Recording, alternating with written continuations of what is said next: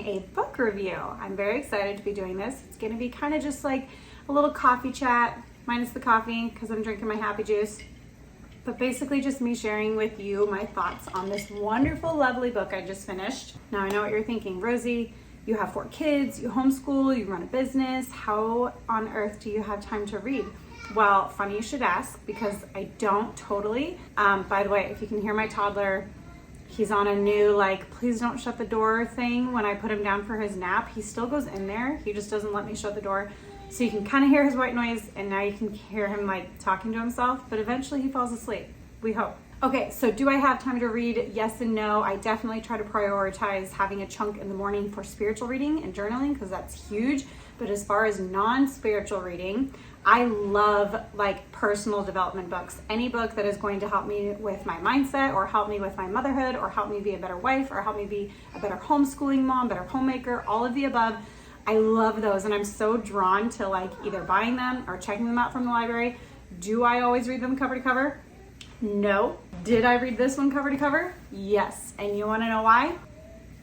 Look how big this is, or I should say how small this is. It literally says, it's called the Unhurried Homeschooler, and it says a simple, mercifully short book on homeschooling. That caught my attention. When I was looking at her books, I was like, oh, that's the one for me because you can literally read this in one sitting if you really wanted to.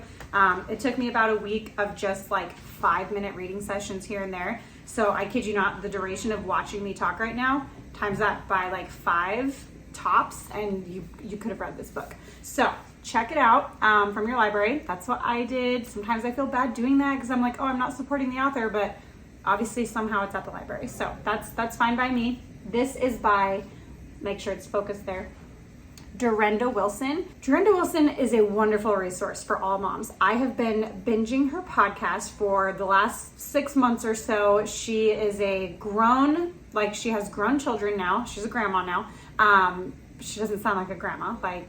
These days grandmas are so young when they become grandmas, it seems like.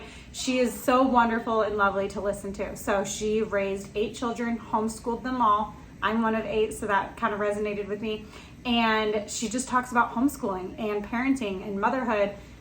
She's not Catholic, but very faith-based as far as when she's talking in her podcast.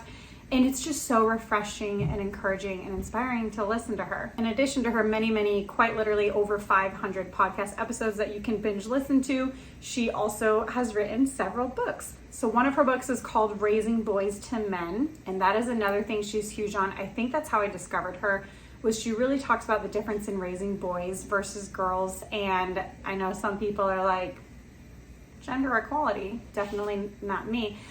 They are different. Raising boys and girls is different, at least for me. My kids are pretty stereotypical, my boys are crazy. And we get so used to saying that as a negative thing, they're bouncing off the walls, they're unhinged, they're feral, they're wild animals.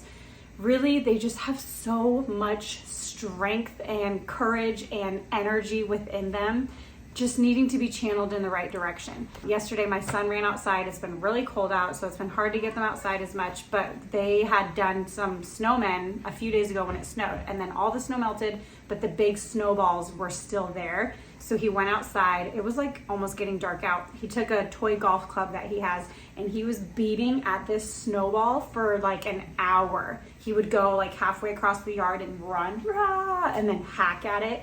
And I was just watching him with so much joy, thinking this is exactly what he needs. If I could just construct this sort of outlet for his energy every day, that would be so good for him. Anyhow, I digress. Raising Boys to Men is my next on my list of books that I want to read by Durenda Wilson. But for now, I was torn between the Unhurried Homeschooler, or her other one is called the 4-hour School Day, or the 4-hour Homeschool Day, one of the two. And I was like, oh, they're both on homeschooling. Which one do I want to read? So actually both of them were at my local library. So I got both of them, and I did skim through the 4-hour School Day, and it was very helpful. I loved what it had to say, but I didn't finish it cover to cover. And I do have many other books on my list, so I'm probably going to be returning both of these now that I finished this one. And I feel like I skimmed through the 4-hour School Day adequately enough that I feel like I got something out of it. That's kind of my reading approach, is I sometimes skim through books and I still get things out of it. So I don't hold it against myself that I didn't finish it cover to cover. It's okay. But this one, I did finish cover to cover because it's so short. In general, it just really emphasizes the beauty and the value of homeschooling and really helps moms to take the pressure off of themselves to try to reconstruct the school system at home. I think that's what a lot of homeschool moms tend to think they need to do, is like literally creating school at home. I know it's homeschool, but it's not like we need to try to create a classroom, give them a desk. Now, I actually was guilty of all of this. I made a classroom in our basement and I gave my daughter a desk.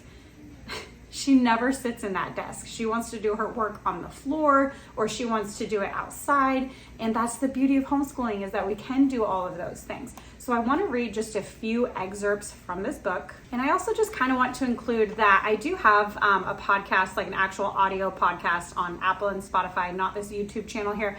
But I have a 2-part podcast episode that I recorded on why we chose to homeschool. Now, homeschooling is obviously not for everyone, and if you don't homeschool, that's totally fine. But if you want to homeschool and you're feeling the pressure of your child reaching certain standards by a certain age, or recreating the school system at home, or comparing your homeschool setup to someone else's homeschool setup, if you're feeling any of those pressures, this book is so, so good. Another homeschooling resource that I love, it's a Catholic mom. She has a business called Raising Wild Saints. She also has an ebook that I purchased and downloaded all about homeschooling and picking your curriculum and how on earth to get started. And that was such a breath of fresh air for me when I was first starting. And I was like, where do I even begin? There is so much more to it than just picking your curriculum. In fact, that's like the least of your worries. Picking your curriculum is literally the least of your worries when it comes to preparing your heart, your mind, your home for homeschooling. It is so much less about what curriculum you're picking and so much more about your mindset going into it, and just the foundation of the understanding of why you're choosing to homeschool, the beauty of the flexibility and the freedom of it, and the understanding that your 6-year-old doesn't need to be at the same level of other 6-year-olds, and reminding yourself that that's the whole beauty of it, is that you can allow them to grow in all these different areas of their own knowledge and creativity. Those other areas can excel because that's what they're interested in at this season of their life, and then the other areas will catch up, and that's okay. Okay, on to the excerpts. So this kind of says here in bold, and then it gives some bullet points. It says, this is about halfway through the book, it says, when boiled down to the nuts and bolts, what does unhurried homeschooling look like on a daily basis? And then the bullet points. Allowing our children to learn at their own pace. Being a student of our children, meaning you know your kid better than anyone else, and that's okay to go the route that seems most effective for them and their learning style. Being tuned in to when our children are ready to learn something, when they are not, and following through with when they are. This is so big. Before my daughter was even school age, I remember comparing, we just can't help but do it, comparing that some other kids her age were already like writing all their letters and saying all the sounds of the letters, and I thought to myself, what am I doing wrong? Personally, I was reading at a very young age, and so I just thought like genetically that would be the case for all my kids, or that if my mom was able to teach me so young, I should be able to teach my kids so young. So really, instead of like, what's wrong with her that she can't read, it was more so in my head of like, what am I doing wrong that she can't read? And I just couldn't stop thinking like that, and I didn't like that, and I kept trying to find resources that would help me ease my mind with that thought process. And this book is it. Literally, this book is so wonderful. So on the first page before these bullet points where it says being in tune with when your children are ready to learn certain things versus not, on the page right before that, this is from this is from a professor at the University of Illinois. So this is a quote. While early formal instruction may, sorry if you can hear my toddler, while early formal instruction may appear to show good test results at first, in the long term, in follow-up studies, these children have had no advantage. In fact, on the contrary, and especially in the case of boys, my toddler yelling over there, subjection to early formal instruction increases their tendency to distance themselves from the goals of schools and to drop out of it, either mentally or physically. So literally being too hard on your kid or too strict or trying to force them to do something they're just not ready for can literally have an adverse effect. And that was so reassuring for me to hear, because it's hard to push them to do something that they don't seem ready for. Now, I understand there's a fine line between not pushing them, but you also want to challenge them, because that's how they grow and learn. And when I read this, I just said, that makes so much sense, because if you force them with something that they're just not ready for, they're going to learn to resent learning. And that's the last thing I want. My daughter is so bright and so gifted in so many ways. So if I'm holding it against myself or against her, that maybe her reading isn't off the charts like other kids, that's okay. I need to focus on the many other areas that she's so good at. Her retention for facts is better than mine. I am an adult. She can watch any documentary or show about animals. She knows like the wildest facts about animals and bugs. Like, so many facts. She could probably list out over 1,000 facts. It's amazing, and I love that for her. But she's interested in that, so that's why she remembers it. So things that she's just not yet interested in, that's okay. Okay, on to the next bullet points. Willing to be flexible, being more concerned with what is best for our children than what makes us feel good or look successful. Oh my goodness, my toddler is really starting to yell. Starting education slowly and gently, remembering that kids are always learning, and adding work incrementally until they are carrying a full load, which is again a custom fit for them. I don't know what he's doing.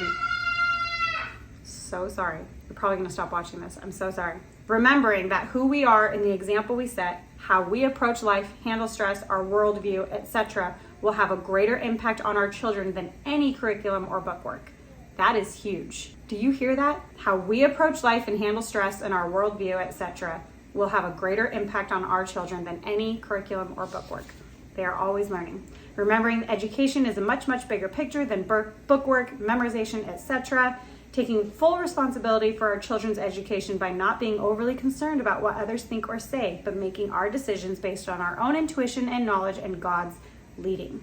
Trusting in our children's natural desire to learn and their internal clock, but also knowing when it's in their best interest to be challenged in order to grow. See, finding that fine balance. Okay, this is the last excerpt I want to read, is that it was talking about freedom with homeschooling and how it's going to look so different for different families. It says, here are some examples of what unhurried homeschooling could look like in different families.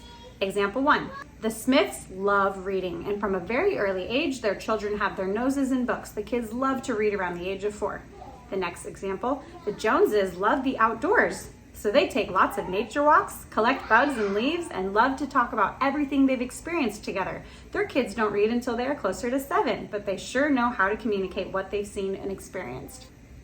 I actually literally cried when I read that, because it was the reassurance for me that it's okay if our learning and our milestones look different than someone else's. The last example, the Williamses need to travel a lot because of the parents' work situation. Their kids have seen many historical sites and cities and possess a wealth of knowledge about history and geography.